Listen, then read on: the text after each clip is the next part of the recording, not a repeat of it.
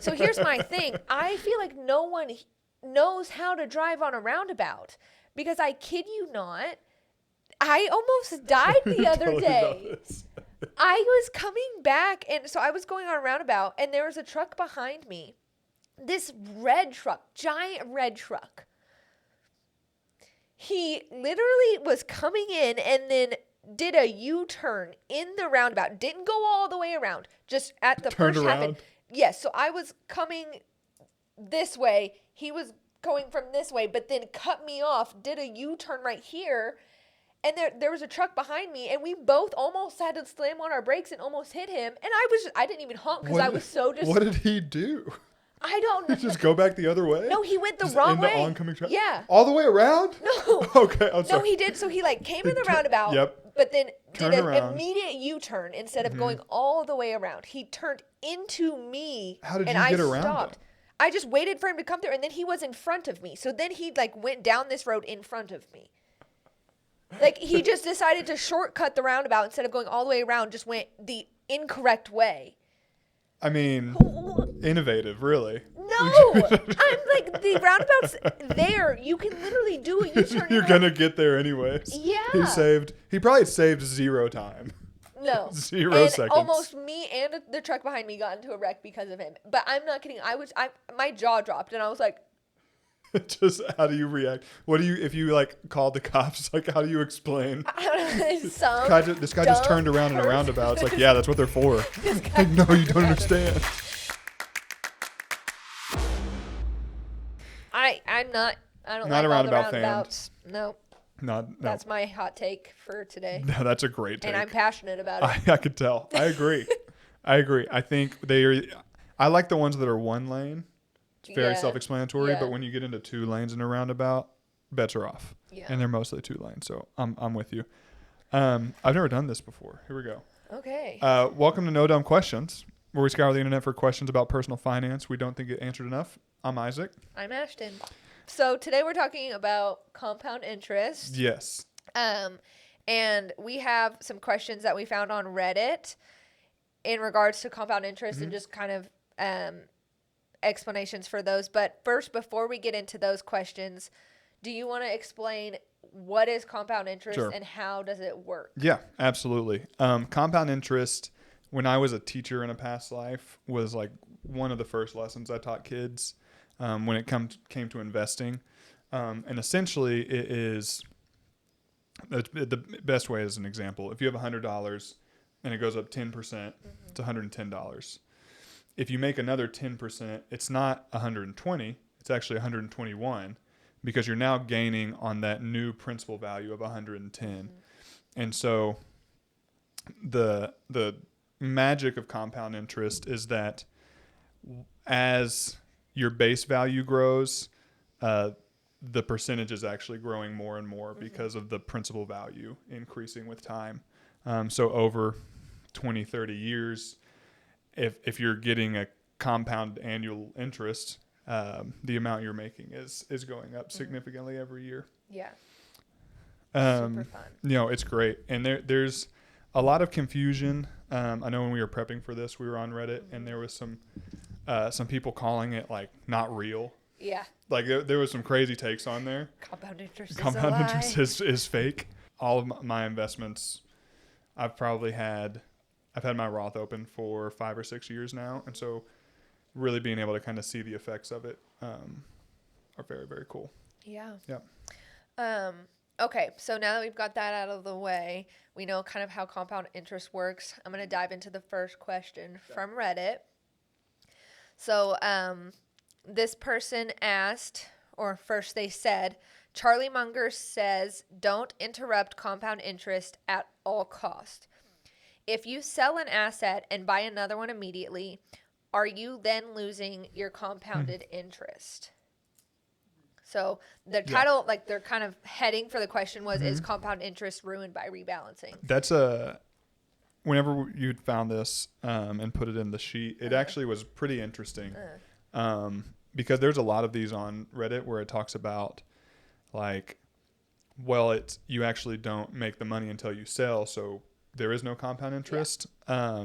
One specifically was if I bought 10 shares of something and it went up 10%, I don't see how it compounds because I still have 10 shares.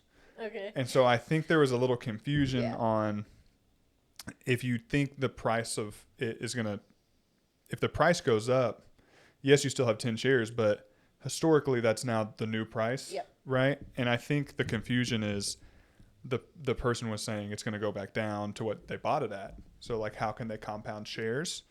Okay, yeah. I think kind of it goes hand in hand with dollar cost averaging, which we're going to get into Yep. later.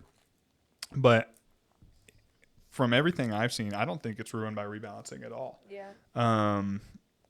It is more so tied to like the account balance more than the shares itself. Probably what Charlie Munger's referring to is if you have fear in the market, trying to time it, getting out to avoid the downs and missing the rebounds or Yeah. the good days. If you take the return of like the S&P 500 over 20 years, it returns somewhere between like 9 and 10%. If you miss the 10 best trading days in that 20-year span, that number drops down to about around 5. And so just to show that, I mean, what I don't have the math in front of me, but 20 years, 365, 10 days out of that number is such a small fraction that if you're out of the market, you miss almost half the gains. Is crazy, especially because 5 of those days are actually in down markets. I think the top 3 days were in like late 2008. Yeah. And so when a lot of people were scared of the market and taking money out. So I think the argument is more like Like, keeping don't your money interrupt. in the market. Yes. Yeah, yeah. When he says don't interrupt compounding, he's saying don't sell out of the market because at that point, like you said, you're trying to time the market. And If you want to change your Yeah. holdings to something else, that's totally fine. But trying to time the market, you never know what kind of returns you're going to miss Right. out on. yeah, okay. Okay, so here's another question again from Reddit. And this person gave a little bit of a numbers example. So they said, if I save $100 in an index fund every month, and so they're saying kind of deposit that every month, and it goes up around 8% a year. If I continue doing so and just let the money be without selling, will that achieve compound interest? Or do I have to sell every year and then reinvest the total of what I've invested plus the 8% from the previous year to get the compound interest? Yes, that's the confusion we keep seeing Yes, online. So yeah. I'm glad we picked this one, because this is no dumb questions. It's a great question, but what they're describing is making 8% on your holdings. So if it was $100, it's now $108. Selling for $108 and then buying the index fund, which now costs Again. $108. Yes. So you kind of adding some steps you don't need in there. Yeah.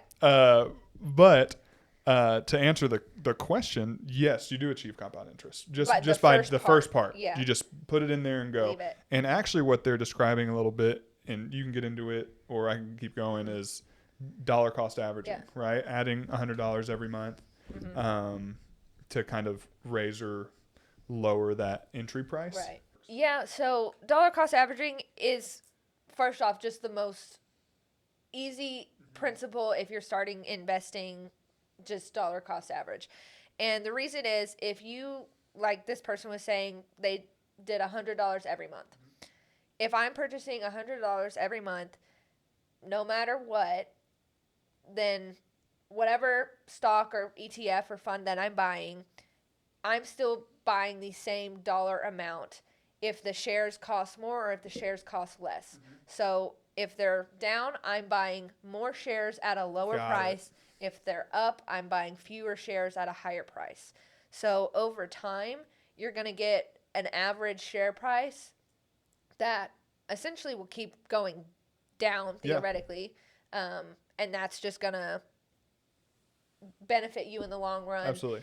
And it's, if you're trying to time the market, essentially you're waiting for the price to drop, and then you're trying to get in when it's low, and if it goes lower, then you're still trying to buy, and then when it goes up, you don't want to buy it, and then you sell, and that's a full-time job in itself. Sure. And like you said, I think 90% of the time, probably 99% of the time, you're going to do it incorrectly. Absolutely. Because you cannot predict those things. You can't predict where it goes. And so if you just are disciplined, you set a day, you set a dollar amount that you're going to buy.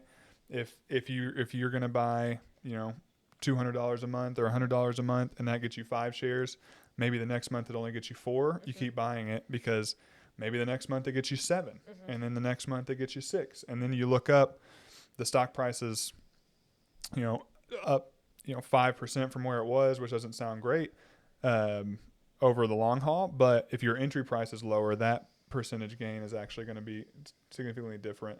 I was actually in a meeting the other day, and a client was talking about, his